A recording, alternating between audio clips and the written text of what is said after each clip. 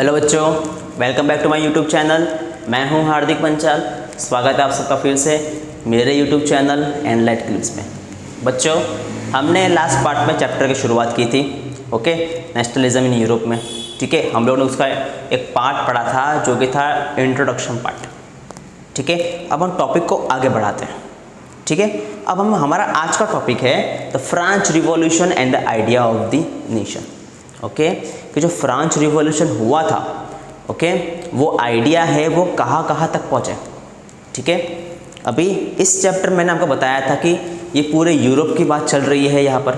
तो पूरे यूरोप में बहुत सारी कंट्रियाज़ हैं, ओके, उनमें से फ्रांस भी एक कंट्री है। ठीक है बच्चों, तो फ्रांस के साथ साथ बाकी सब कंट्री भी जो है वो आज़ाद हुई है। उनको भी है वो मोनार्की रूल से परेशान हो गए थे। जैसे फ्रांस के से लुई 16 के परेशान हो गए थे फ्रांस के लोग, वैसे भी बाकी सब देश के लोग जो है वो अपने राज्य से परेशान हो गए थे।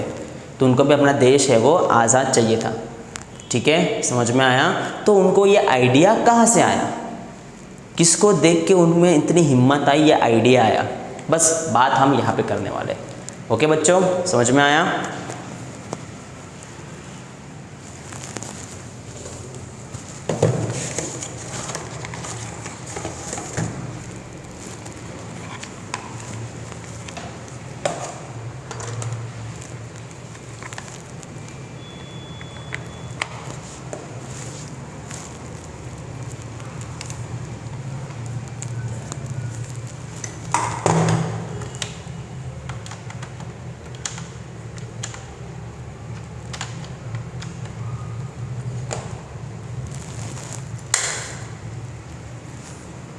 ओके बच्चों, तो चलो शुरुआत करते हैं पहले बच्चों यहाँ से कि एक्चुअली जो है वो उनको आइडिया कहाँ से आया। ओके, पूरे यूरोप कंट्रीज़ में ये जो आइडिया है नेशनलिज्म का, मतलब नेशन स्टेट के आज़ाद होने का आइडिया कहाँ से आया। ओके, तो हमने एक चैप्टर पढ़ा था 9th के अंदर, द फ्रेंच रिवॉल्यूशन। फ्रांस ही ऐसी एक कंट्री थी बच्चों, ठीक है, जिन्होंने सबसे पहले अपने किंग के सामने आवाज़ उठाई थी। किंग का नाम क्या था? लुईस 16। ओके बच्चों, समझ में आया? तो ये पहला क्लियर एक्सप्रेशंस, ओके, पूरे यूरोप में कहाँ से फैला? फ्रेंच रिवॉल्यूशन से। ओके, और वो कब की बात है बच्चों? 1789।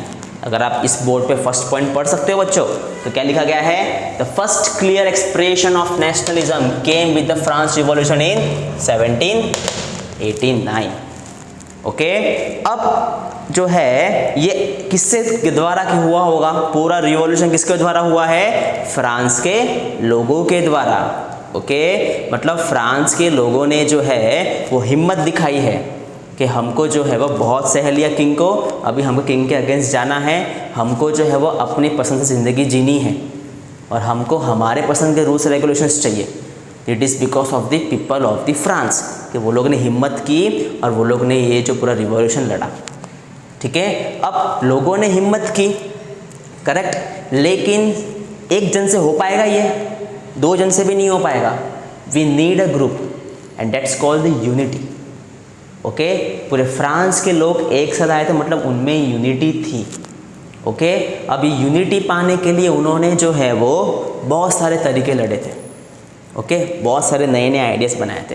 एक काम करते हैं, हम सेकंड पॉइंट पढ़ लेते हैं इसका। ठीक है, क्या लिखा है second point?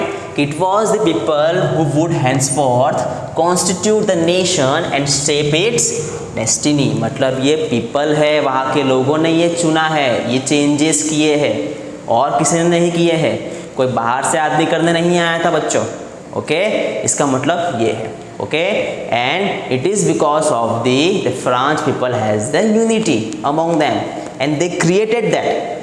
Okay, while pursuing some new ideas, new techniques. Okay, and some of that ideas I have taken the 2 ideas here. Okay, let's go there. Okay, the first idea was the lab patrie. What does it mean बच्चों? lab patrie का मतलब होता है father land. father land का मतलब बच्चों क्या होता है कि फ्रांस के सारे लोगों ने जो है आइडिया दिया कि यूनिटी कैसे लेके जाए। तो उन्होंने बोला कि भाई सब लोग, ठीक है भाइयों और बहनों, ये हमारा फ्रांस है, ठीक है, हमारे पूर्वजों का है, हमारे दादा परदादा यहाँ पे आके रहे हैं, उन्होंने यहाँ पे एग्रीकल्चर किया है, बहुत सारे एक्टिविटीज़ की है पैसे कमाने के लिए, उन्होंने हमारा इस पर घर पे घर है, तो कोई बाहर का इंसान आके हम पे कैसे राज कर सकता है। ओके, समझ में आया। तो ये देश हमारा है, ये धरती हमारी है, ये लैंड हमारा है, तो राज भी हमारा होना चाहिए। That thinking is called the land patrie. Okay बच्चों, समझ में आया। That means the fatherland. That means कि हमको ये समझना है कि ये जगह है, ये जगह है, ये धरती है, ये हमारा फादर की है और हम सब उनके बच्चे हैं। ओके बच्चों, समझ में आया। नेक्स्ट थिंकिंग क्या थी, नेक्स्ट आइडिया क्या था, ले citizen, that is called the citizen, मतलब कि हम सब फ्रांस के नागरिक हैं। जो अधिकार मुझे है वो अधिकार तुम सबको भी है। Equal rights, freedom. ओके, ये सारे आइडियाज़ जो है वो लोगों को एक साथ लेके आया, फ्रांस के लोगों को, और तब जाके लोग जब आबादी बढ़ी, पॉपुलेशन बढ़ी, हिम्मत आई, यूनिटी बढ़ी, तब जाके वो सारे जो है वो किंग के अगेंस्ट हो गए। ओके, तब जाके मोनार्की रूल जो है वो हट गया। बच्चों आया समझ में बच्चों इतना, ठीक है। चलो, उन्होंने कुछ और चेंजेस भी किए थे बच्चों, हम उसकी बात करते हैं, और चेंजेस की बात करते हैं। तो हमारे पास जो है वो पहला चेंजेस आता है, वो है बच्चों, क्या दिखाई दे रहा है आपको, a new try colour flag was chosen. इसका मतलब क्या बच्चों, कि जब पहले किंग का राज था, किंग ने बोला कि ये मेरा फ्लैग है, ठीक है, मेरे फोटो लगा लो यहाँ पर, और पूरे फ्रांस में यही चलना चाहिए, कोई इंसान अपना खुद का फ्लैग नहीं बनाएगा, जो बनाएगा जेल में डाल दूंगा, ठीक है, ऐसे बोलते थे। ओके, ये वर्डिंग्स तो मेरे हैं, पर ऐसे कुछ बोला गया होगा, मतलब कि फ्लैग जो है वो मोनार्की रूल है तो किंग का फ्लैग ही चलेगा, ठीक है। लेकिन फ्रांस को तो मोनार्की रूल ही हटाना था, तो उन्होंने अपने पसंद का फ्लैग बनाया। पूरे फ्रांस ने एक समान एक फ्लैग बनाया, और वो था ट्राई कलर फ्लैग, और दिस इज दैट फ्लैग बच्चों। Okay, try colour flag, 3 colour है उसमें, blue, white and red. Okay, तो ये एक उन्होंने एक नई चेंजेस किए हुए थे। उन्होंने जो है वो नेशनल असेंबली फॉर्म की थी बच्चों। ओके, अगर आपको याद है कि स्टैंडर्ड 9th में हम लोगों ने पढ़ा था कि जब बेस्टाइल फोर्ट पे हमला हुआ था 1789, 14 जुलाई, ठीक है, उसके बाद लुइस 16 है वो डर गया, भाई ये लोग मुझे मार देंगे अगर मैंने उनकी बात नहीं सुनी तो, इसलिए उसने बोल दिया चलो ठीक है, तुमको नेशनल असेंबली बनानी है, बना लो, ठीक है, मैं अपने आधी पावर नेशनल असेंबली को देता हूँ। नेशनल असेंबली क्या होता है बच्चों, मैं आपको बताता हूँ, ठीक है। मान लो कि नेशनल असेंबली मतलब इलेक्शन करूँगा, मैं अपने लीडर को वोट दूंगा, ठीक है, वो लीडर जाके बैठेगा नेशनल असेंबली में, एक टाइप का पार्लियामेंट समझ लो बच्चों, ठीक है। ओके, मुझे कोई प्रॉब्लम होगी, मैं अपने लीडर को जाके बोलूँगा, लीडर मेरी बात सुनेगा, ठीक है, और मुझे इसका सॉल्यूशन देगा, मुझे बार बार किंग के पास जाने की ज़रूरत नहीं है। That is called the national assembly. Elections हुए, लेकिन इलेक्शन करने का हक सिर्फ एक्टिव सिटीजन्स को था। अब ये एक्टिव सिटीजन्स क्या होते हैं सर? एक्टिव सिटीजन का बच्चों मतलब ये होता है कि पहले मैन, ठीक है, कौन से मैन, जिनकी एज 25 प्लस है। ओके, सेकेंड, जो मैन जिसके पास प्रॉपर्टी है, अच्छे खासा पैसे वाला है बच्चों, ठीक है, उसको ही सिर्फ हक था वोट देने का, ना वुमेन, ना जिसकी एज 25 है, जिसकी है भी लेकिन जिसके पास पैसा नहीं है, उन सबको वोट करने का अधिकार नहीं था। थोड़ा बहुत गड़बड़ तो था बच्चों, लेकिन ठीक है, इलेक्शन हो रहे हैं, लोग अपने मर्जी से सिलेक्ट कर रहे हैं, कुछ लोग कर रहे हैं लेकिन कर रहे हैं, ठीक है। तो नेशनल असेंबली उन्होंने फॉर्म की, ये एक नए चेंजेस किए उन्होंने फ्रांस के लोगों ने अपने अंदर, ठीक है। फिर लिखा गया है कि हिम्स वेर कंपोज्ड, ओके, कहावतें लिखी गई, नए नए पोएट्रीज, पोएम्स लिखे गए, ठीक है, सब फ्रांस के नाम पे। ओके, ओथ वेर टेकन, हम शपथ लेते हैं ना, ठीक है, कि मैं इंडिया का नागरिक हूँ, मैं ये शपथ लेता हूँ, आई am the citizen of India. Okay, वैसे ही वहाँ के लोगों ने जो है वो शपथ ली, जो मिनिस्टर्स लोगों ने शपथ ली थे ना नेशनल असेंबली में, जो वोटिंग से ज़्यादा जीते थे, उन लोगों ने शपथ ली, ओथ लिया, in the name of France, क्या I am the citizen of France. Okay next, martyrs commemorated मतलब कि श्रद्धांजलि देना। ओके तो पूरे फ्रांस ने जो है वो फ्रांस का नाम लेकर किसी को श्रद्धांजलि दे देते हैं। श्रद्धांजलि मतलब किसी फ्रीडम फाइटर जो मर गए होंगे उनको, कोई बहुत बड़ा मिनिस्टर होगा, बहुत बड़ा इंसान होगा, उसको श्रद्धांजलि देना। ओके तो वो सब वो लोग करने लगे इन the name of the France. Okay बच्चों समझ में आया। दूसरा क्या है बच्चों कि उन्होंने एक और चीज़ें की थी, वो था सेंट्रलाइज्ड एडमिनिस्ट्रेटिव सिस्टम। इसका मतलब क्या होता है बच्चों कि सारी पावर जो है वो सेंटर में रहेगी। ओके मतलब नेशनल असेंबली के पास पावर रहेगी, वो लोगों के लिए रूल्स बना सकते हैं। ओके जैसे हमारे इंडिया में सारी पावर जो मोस्ट ऑफली पावर है वो सेंटर के पास है, सेंट्रल गवर्नमेंट के पास है, बस उसी को बोलते हैं सेंट्रल एडमिनिस्ट्रेटिव सिस्टम। ओके कि पावर्स बटेगी नहीं, पावर सारी सेंट्रलाइज्ड होगी, एक ही सेंटर पे रहेगी जो है वो असेंबली के पास रहेगी। ओके और वही लोगों के लिए रूल्स रेगुलेशंस बनाएंगे। ओके लेकिन जो बनाएंगे तो उनको जो है वो कुछ बातें माननी पड़ेगी, अपने मन से रूल्स रेगुलेशंस नहीं बना सकते हैं, लोग जो डिमांड कर रहे हैं वो बना सकते हैं। ओके बच्चों समझ में आया। दूसरा, इंटरनल कस्टम ड्यूटीज एबोलिश्ड। इसका मतलब क्या बच्चों कि अब आपको याद है कि पीजेंट्स को जो है okay first state, second state, third states, तो सारे पीजेंट्स थे वो कहाँ पे आते थे, थर्ड स्टेट में आते थे। तो पीजेंट्स को 2 टैक्स भरने पड़ते थे।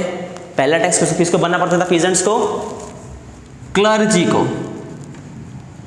ओके और दूसरा टैक्स भरना पड़ता था किंग को, मायने स्टेट को। तो पीजेंट बेचारा बहुत परेशान था, कितना टैक्स भरूँ यार, ठीक है हद हो गई ये तो भाई वो उसकी जो है वो उसको बेचारे को आराम दे दिया, भाई तू अपना कमा, टैक्स की टेंशन मत ले, तेरे को जो है वो ज़्यादा टैक्स नहीं भरना है। ठीक है समझ में आया। ओके तो वो इंटरनल कस्टम ड्यूटीज वो एबोलिश की गई थी, किसी को भी एक्स्ट्रा टैक्स पे नहीं करना है। Okay next, uniform weight system adopted. Okay अब फ्रांस में उस टाइम पे ऐसा था कि अलग अलग मोनार्क, लुइस 16 ये उसके बाद के राजाओं ने अलग अलग जगह पे जो है वो अलग अलग जो है वेट सिस्टम था। अभी हमारे पे एग्जाम्पल कैसा है कि 1 kg मतलब 1000 ग्राम, करेक्ट।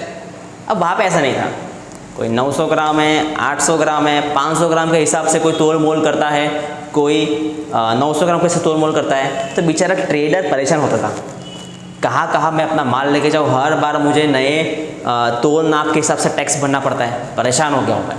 ओके तो वो लोगों ने क्या किया, पूरे फ्रांस में एक ही वेट सिस्टम होगा जो पूरे फ्रांस को मानना पड़ेगा। हमारे इंडिया में है ना 1 किलो मतलब 1 किलो ही होगा, कहीं भी चले जाओ। समझ में आया बच्चों। नेक्स्ट कि वो लोगों ने फ्रांस को जो है वो कॉमन लैंग्वेज बनाई बच्चों। कॉमन लैंग्वेज का मतलब क्या होता है कि पूरे फ्रांस के लोग हैं वो उनको कॉमनली ये लैंग्वेज यूज़ करनी है। वो अपने घर पे जो है वो अपना मदर टंग यूज़ कर सकते हैं, बट कॉमनली कोई मीटिंग बुलाई गई असेंबली के अंदर, मोस्ट ऑफली जो है वो ये फ्रांस लैंग्वेज यूज़ करनी है। जैसा हिंदी लैंग्वेज यूज़ करते हैं ना बच्चों हर जगह पे, वैसे ही इनको जो है वो फ्रांस लैंग्वेज यूज़ करनी है। ओके बच्चों समझ में आया। तो ये कुछ चेंजेस थे, इसके अलावा भी कुछ चेंजेस थे बच्चों। ओके आई होप आपको समझ में आ रहा है कि मैं क्या पढ़ा रहा हूँ बच्चों। ठीक है चलो कुछ और चेंजेस की बात करते हैं बच्चों यहाँ पर, और ये चेंजेस हमारे बच्चों ये है। ओके अब फ्रांस के लोगों ने चेंजेस करके अपने आप को आज़ादी बना दी, आज़ाद बना दिया अपने आप को। कोई किंग नहीं है, नेशनल असेंबली है, फ्रांस के लोग जिसको वोट करेंगे वही जाके जो है वो पार्लियामेंट में बैठेगा। ठीक है और वही लोगों के लिए रूल बनाएगा। ये तो हो गया था। अब फ्रांस अपने आप को मसीहा मानने लगा कि भाई सारे यूरोपियन कंट्रीज़, ठीक है तुम जो लड़ रहे हो, ठीक है अपने अपने किंग के साथ, ठीक है मैं तुम्हारी आके हेल्प करूँगा। ठीक है तो फ्रांस मसीहा बन गया यूरोप का, कि पूरे यूरोप को आज़ादी दिलाने की जिम्मेदारी मेरी। जैसे मैंने फ्रांस को आज़ादी दिलाई है हमने, वैसे हम पूरे यूरोप को भी आज़ादी, क्योंकि पूरा यूरोप है वो हमारा है। ओके मसीहा बन गया वो। और उसने जो है वो फ्रांस ने अपने अपने आर्मी कुछ जगह पर भेज दी, सिटीज़ में, कंट्रीज़ में सॉरी। पहला है होलैंड, बेल्जियम, स्विट्ज़रलैंड, इटली, ये सब 1790 की बात है। अपनी अपनी आर्मी भेजते हैं वहाँ पे वो लोग, ओके, ताकि वहाँ के लोगों को हेल्प मिले और वो मोनार्की रूल को उठा के फेंक दे।